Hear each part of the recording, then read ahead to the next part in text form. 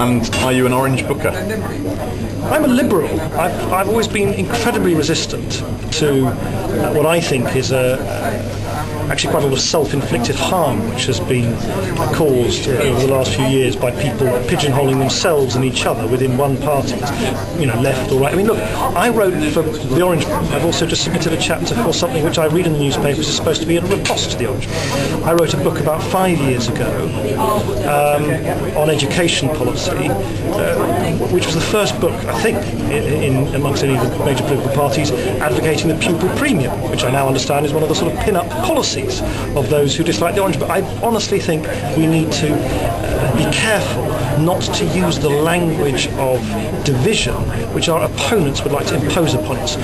Of course there are different strands of opinion, there are in all political parties, but I think we're all united by a very keen sense of individual empowerment, of a devolved state, internationalism, of fairness, of social mobility and justice, and of course of an environmental future which is sustainable. Are you an Orange Booker? I was an Orange Booker in the sense that I contributed to the Orange Book, as a large number of people did. I'm traditionally right in the centre of the party. I don't regard myself as being on the right of the party, on the left of the party. You can use those rather old-fashioned terms. I see myself as being on the centre of the party and very much holding to the belief that the party should have, that we are a party designed to change society, not merely run it, not to be managerial about it, but actually to apply liberal values, freedom, fairness and green values to the decisions which any government ought to be taking. And I was very proud to contribute to the Reinventing the State, which we published this week, which includes a lot of good ideas on the social liberal tradition, which I very much hold. I think actually the truth is everybody in the party is a social liberal, and the commitment to fairness, the commitment to ensuring that we tackle problems when they do indeed harm others, in the great J.S. Mill harm principle, is essential.